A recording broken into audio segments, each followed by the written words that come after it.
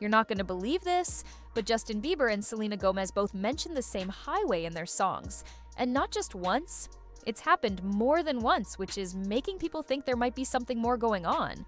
Justin just dropped a new album, and some lyrics have fans thinking he might be referencing Selena. The words, the mood, even some personal details, like a perfume she's known to love, stand out to those who followed their story for years. But the biggest thing that got people talking is the fact that they both brought up the same road, the same highway.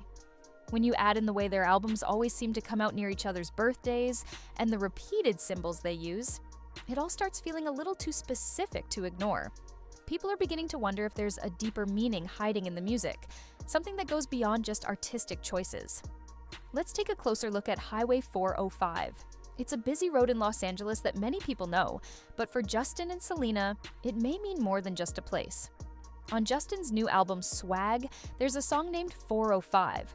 In it, he talks about driving down that highway with someone special sitting beside him. The scene he describes is almost cinematic, watching the sunset, locking eyes with the person next to him, and getting so caught up in the moment that he loses focus. The lyrics are full of emotion and seem to freeze a memory from the past. It's not just a generic song about love, it feels personal and specific, like he's thinking about a real drive he once took. Now, if we go back a few years, Selena had already brought up the same highway in one of her songs. In Camouflage, she talks about driving alone down the 405. Her version is completely different in tone. It's lonely, full of silence, and thoughts she never got to say out loud. She sings about keeping things inside, about feelings she never expressed because maybe it wouldn't have made a difference. That's a big shift from Justin's passionate drive with someone beside him. But still, they both chose the same road, the same number. That kind of choice doesn't happen by accident. It's clear that this stretch of road means something to both of them, just in different ways. And that's only the beginning. Another track on Justin's Swag album is called Daisies, and fans have been picking it apart ever since it came out. Right away, there's something familiar in the song. It's built around the old image of picking petals off a flower, wondering if someone loves you or not. Selena used that same idea years ago in her song Round and Round, where she sings about pulling petals off flowers while hoping for love. Justin's lyrics in Daisies feel like a direct callback. He says, "Do you love me or not?" and talks about feeling unsure. It's like they're echoing each other, years apart, in different songs. There's also a long-standing connection between Selena and Daisies. Her favorite perfume, it's literally called Daisy. She wore daisy flowers in her hair during a time in her career when she was going through big personal changes. Even her dog is named Daisy. These aren't just random coincidences. They're details someone really close to her would know. So, when Justin writes a song called Daisies and fills it with symbols that match parts of Selena's life, it makes people pause and wonder what he's trying to say. One line in the song especially stands out. "You said forever, baby. Did you mean it or not?" That's a powerful question, and fans were quick to point out that it sounds a lot like something Selena once sang. In her track, Love Will Remember, she talks about promises that were supposed to last, even if time pulls people apart. They're both asking the same thing. Did the love they shared actually mean what they thought it did? Did forever really mean forever? Justin also mentions being left on red in Daisies. He sings, "You leave me on red, babe, but I still get the message. Instead of a line, it's 3 dots, but I can connect them." That part really hits, especially for anyone who's been in a relationship where someone stops replying, but their silence still speaks volumes. On the other hand, Selena's song Adios might be giving the other side of that feeling. She says, "If I leave you on scene, why do you call me? Don't play dumb. If I keep my distance, it's because I don't want drama anymore." It's almost like they're writing songs to each other, trying to explain how they feel without having to say it directly. His lyrics sound hurt, like he's waiting. Hers sound like she's setting a boundary. Both of them are communicating something. They're just using music instead of messages.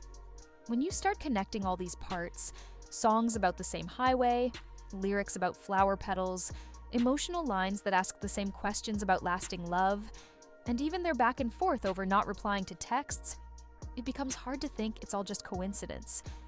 Daisies begins to feel less like just a track for fans and more like a personal letter, full of things left unsaid.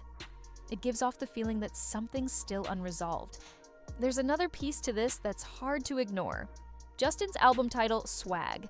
At first, it might sound like he's just going for something catchy, but if you followed him for a while, you'll remember that the word swag meant something different back in the early 2000s and 10s. It was part of his brand, something he used often during his teenage superstar days. He said it in interviews, tweeted it, and shouted it on stage. It became his thing. So now, to name an entire album Swag more than 10 years later, after everything he's been through, doesn't feel random. It feels like he's reaching back to a time before the pain, before the drama, before the headlines. A time when things were easier, or at least when he thought they were. Maybe he's trying to take back that part of himself. Or maybe he's reaching for a version of life that felt more certain, more fun, and less complicated. All of this, the song references, the timing, the emotional lyrics, suggest that these tracks aren't just for chart numbers. There's something more personal buried in them.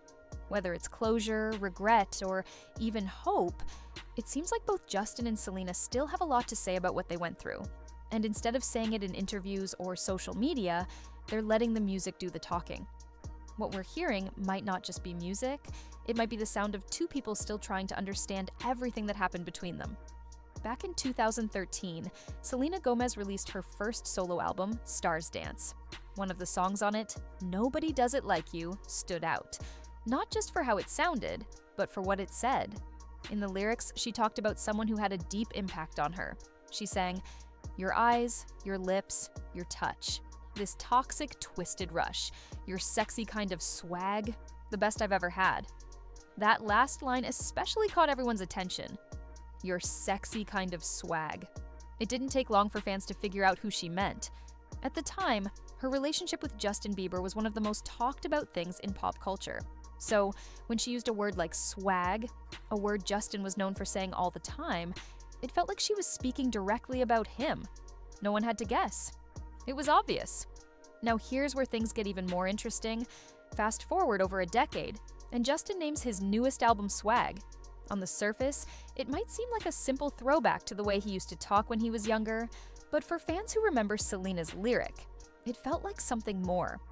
Naming a whole album Swag right after Selena used that same word to describe him in a love song doesn't seem like an accident. Sure, some might say it's just smart branding, but it feels more personal than that. Almost like Justin's way of quietly acknowledging the past, like he's saying, without actually saying it. I remember that too. There's also something to be said about the timing of their albums.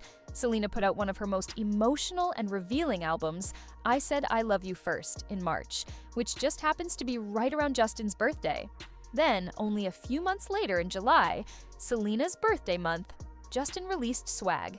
It's easy to say it's just a coincidence, but think about this. Both albums are their most personal work in years. Both arrived during months tied to the other person's birthday.